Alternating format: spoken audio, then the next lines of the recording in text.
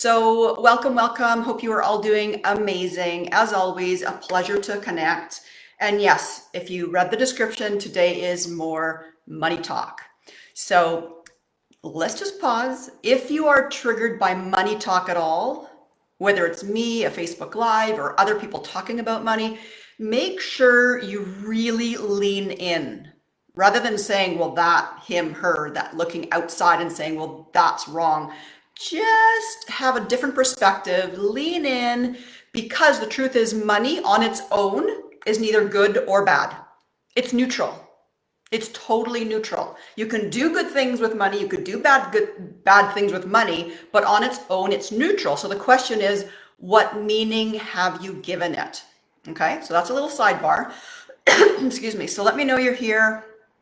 Give me a hello. So let's dive into the topic. So today's Facebook Live is, sorry, just making sure that everything was coming through. Okay. Today's Facebook Live is if you want to attract more money, stop doing the number one thing that actually repels it. Eek. So we're going to laser in on one very powerful thing that you can absolutely do today. If you implement it, it will absolutely help you shift. So, and it's not that hard to do. It's just like a reframe and going, okay. So first off, topic of money. It sends us sideways. In other words, resistance. We have so much resistance about that. Wherever you are. So this isn't just necessarily like, oh, I'm broke, I don't have my money, I live paycheck to paycheck. It could be that for sure. But it could be the fact that, I'm at 6 figures. I've been here for a long time. I want to move to 7 figures. Sends us sideways, right? That's resistance. You could be contemplating buying your 4th apartment building, right? Sends us sideways. Another form of resistance. So it doesn't necessarily mean that you're broke, you have no money, you're living with your parents and you're 40 years old and you're in their basement suite, right? It's just, where does that money, topic of money, send you sideways? Where do you have resistance? So what I'm not going to be talking about the energy of money or beliefs or the stories. I might touch on that a little bit, but what I do want to lean in and really zero in is this. We know that what we send out, we get back, right? If we say things like, oh, money's bad, money's ugly, money's hard, money's difficult, I hate money, I'm always broke. We know that, right? That's just a given. We get that, right? What we send out, we get back. Now that's sort of an obvious example, but there's the unconscious, there's, the monkey mind chatter, right? So here's what we do though.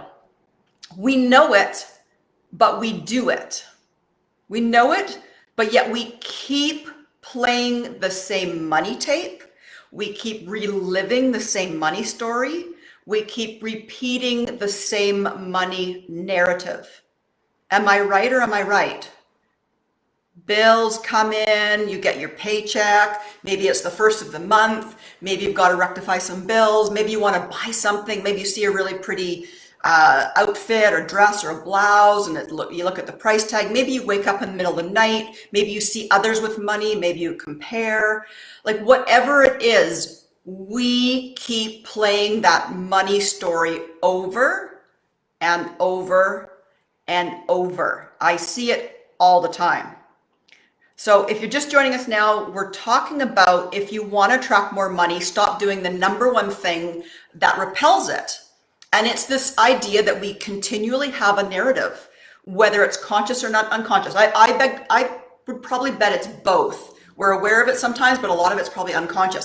So it's that, make the unconscious conscious right now. Where are you playing the same money tape, the same money story, the same narrative over and over and over? This is what is repelling the money. That's repelling the money. So if you have an unhealthy relationship with money, which most of us do at some level, right? Whether you're living paycheck to paycheck or you're buying that 4th, apartment building, again, wherever it is, wherever you bump up against money, here's what I want to break down: the do nots and then the do. So let's talk about the do nots. So when it comes to your relationship with money and replaying this, Do not continue to play the same money narrative.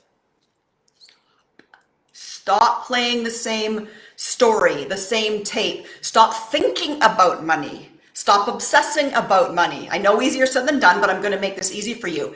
Get off the topic completely because it's causing resistance. It's repelling money. Don't even visualize about money.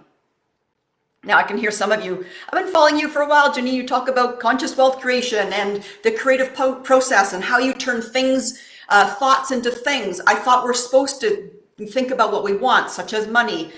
But here's the thing. If the thing you want, what you desire, let's say it's money, if it's not believable, it causes resistance. So and I talk about this. Make sure what you want is believable. So if it's money or any other thing, if it doesn't feel believable, you have to make it believable, right? So with money, we have such an unhealthy relationship. Get off the topic completely. Get off the topic completely. Off the topic of money completely.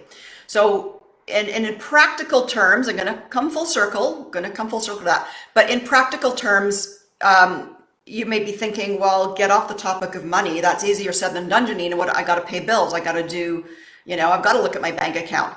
Yes, do what you need to do, then get off of the topic, right? Where what we do is we obsess, we dwell, we have unconscious patterns, stories, we wake up in the night. So do the bills, do what you need to do, then get off of it. So I'm talking about when we have all this extra time not obsessing and thinking about it, where we do obsess and think about it. That's what I'm talking about, getting off the topic. So, and if there is something, again, back to practical terms, if there's something that you want or need or desire that requires money, like say you want to go on a vacation, you're saving up some money, or maybe it's for a course or the kids, whatever they might need, some lacrosse equipment, maybe it's a reno, whatever it is. Make sure you're not focusing on the money showing up for you. Focus on what you want, what you're wanting the money for, right? I did a Facebook Live a little while back on give money a reason to show up. So focus on the reason, not the money. Okay, big, huge distinction. Okay, so that's a little side note. So are you with me? Do not do the thing that repels money, and that is keep thinking, keep obsessing, keeping the story alive, right? The same money story, the same narrative, that repels the money. No more. Done, right? We're done. Agreement? So and think about it right now. What is, well, I'll get to that in a sec. So here's what you do want to do. Here's what you do want to do, because it's easy for you to say, well, just don't do that. Just don't do that. So what you do want to do now is, and write this down, notice, notice, notice, notice, notice where you are dwelling, obsessing, telling that story. Is it for me, sometimes I'll wake up in the middle of the night or first thing in the morning. It's like, oh, that's where things sometimes ruminate, and then I'll catch myself, right? So when is it for you? And you can write that in the comments. Just make a note, because we're shifting this now. So where do you do this? Notice, notice, notice, notice, catch yourself. Is it the middle of the night, first thing in the morning? Is it when you've got to pay for something? Is it when you're looking at your bank account? Is it when you're paying bills? When do you do that? Is it out loud? Is it something you verbally say, like, oh my goodness, I've got another bill? Or is it something you have in your mind that you notice a tape that you're playing? Notice and catch yourself and get off the topic of money altogether. Get money out of your head. It creates too much sidewayness. It just creates too much chaos for us. It doesn't feel believable, so we send out that resistance. We send out a negative vibe to it, or an unhealthy or low vibe. So here's what we want to do. Notice and catch yourself. And now step 2, first one is notice, notice, notice when you do this. 2 is replace it with a feel-good narrative, something that feels good to you, a higher vibration. So we just moved from a lower vibration to a higher vibration, just like that. So feeling good, like what is a better feeling narrative? What can you replace it with? Because it's one thing for me to say, well, just stop doing that. That's really difficult if you don't have something to replace it with. So what can you replace it with that makes you feel good? Um, and share in the comments. It could be something to do with your kids. Maybe it's family time. Maybe it's planning for a vacation. Could be an achievement that you just achieved or you're working towards. Maybe it's actually spending time in nature. Maybe it's around a holiday. I love Christmas. Not all the spending part of it, the materialism, but I love Christmas, time with the family. It could be something more of a past memory that the feel good narrative is. Maybe it's a memory. Maybe it's something future that you're planning for. Maybe it's something in the present moment where you can just stop and look around and be super grateful for. Maybe it's a picture on your phone. I don't care what it is. Replace that narrative that keeps playing over and over. Stop, replace it with a feel-good narrative. Write that down right now. If you want to share in the comments, awesome. But replace it with a feel-good narrative, not related to money. Not related to money. So for me, I'll share, I'm not going to go into the whole nitty-gritty 20-minute story about it, but years ago, I made a decision that cost me big time money. Big time money. And I catch myself, not so much now, but I catch myself every now and then, more, years gone by, but dwelling on it. And I couldn't help engage in it, right? And it was a low vibration until I realized, okay, I gotta shift this because this is not serving me. So I would catch myself and I would actually just do what we're talking about here. I catch myself, then focus on because when I was in that frame of mind, I wasn't noticing what was around me. I was so in the past, in the low vibration, shoulda, coulda, woulda mode that cost me a lot of money. I wasn't seeing around me what was really here in the here and the now. I was so focused on the past. Then when I shifted, I replaced it. Took a little bit of time, took practice, then I focused on what I did have in the moment, what I had created, and how much gratitude I had for that. And I could really notice it went from such a low vibration to a high vibration. I mean, I kind of did this for a while, or I should say bounced back, but eventually I replaced it. And so it took a bit of time, but I would replace it. Now I catch myself very, very quickly. So I'm going to give you a third little bonus nugget here, but just the first and the second step here, notice, and replace it with a higher vibe, a feel-good narrative.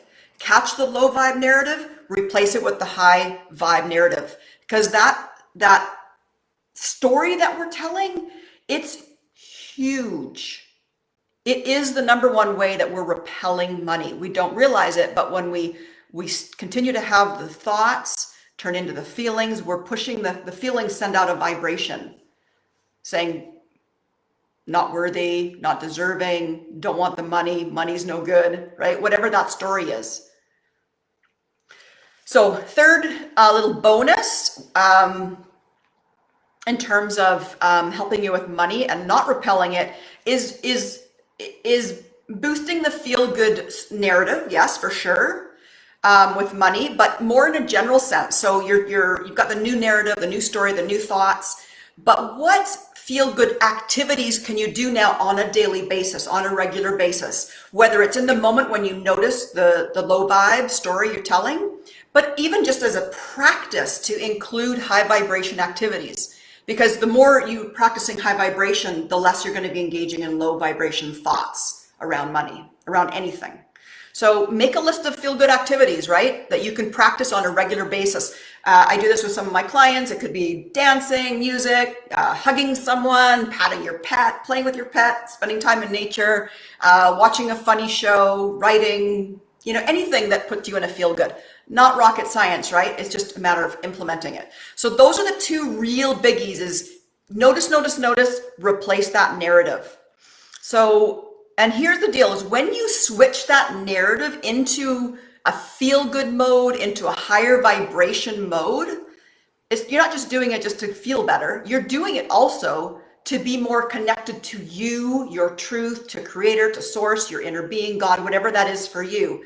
When you're more connected, you'll be more guided to where money will be, or money will show up, where you can attract it. So it's not just the sake of just, oh, I'll feel better, but it's actually you're more connected, right? So no more playing the low vibe money tape. No more playing the money low vibe tape. No more. It's repelling the money. So notice, get off the topic, replace it with a feel good narrative. That's your high vibe narrative. So I hope that helps. And I've been talking a little bit about the workshop coming up. Again, just to highlight, what I shared just now is a small sample of how to really show up in a new way, in a higher vibration that feels better, but brings you more of what you want. But it's a practice, right? It's something we'll be diving into in the workshop in a few weeks. It's not just about putting it into practice. It's not just about talking about it like this. It's about putting it into practice. That's where the rubber meets the road. That's where you implement, embody tools, exercises, practices. So it's a new way to show up. I talk a lot about how to move from the old paradigm, just like we were talking about, living on default, the old paradigm, not quite aware of our money story, to the new paradigm, right? Being more awake, aware, where we get in the path of least resistance. So, and you leave with an implementation plan. I don't think I've shared that before, but that's where a lot of the women really enjoyed, like, oh, we really tied a bow on it. I've got an implementation plan where I can put this into practice on a daily basis. So it's coming up in a few weeks. It's interactive, it's fun, there's like-minded women, and it's hugely transformational, big time transformational. We go through 5 different areas. Talk a lot about purpose, desire, your calling, what you're really here to do, be, and create. This is usually a really biggie. Even women who know their purpose or they feel they're totally answering their calling, they still had deeper insights. And then we've got other women who are like, yeah, I'm lost for what my desire, what my calling really is. So wherever you're at, it will support you. Then we go through the second areas. We go through the blocks where we block our wealth, such as what we talked about today. Today's just a small example. Then we go into alignment, which is the most important concept. I would say alignment and vibration are probably the 2 most common misconceptions, but also the most important concepts to really integrate into our lives. Then we go into the law of vibration. We touched on that today, but that's where I feel people really don't understand that we live in a vibrational world. So we need to integrate the vibrational piece. And then the 5th piece is creating vibrational wealth goals.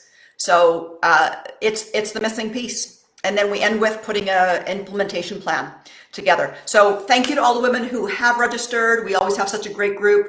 And I'd say within the first few days, the last time, half the women just in the first few days had crazy results, money, opportunities, shifts. I say, I don't know. I had one woman had like 4 different sums of money coming in. It's not about money, but that was just a very tangible result. And I've shared a lot of the testimonials in the group. So lots of really juicy stuff. We've got a Facebook group that supports you, a 12-page workbook.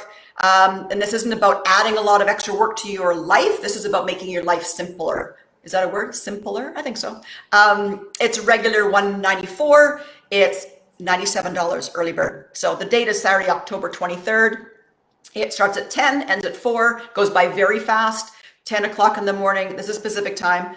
Get up, have your coffee, get ready for the day, spend it with some like-minded, amazing rock star women. It's only one day to shift your life.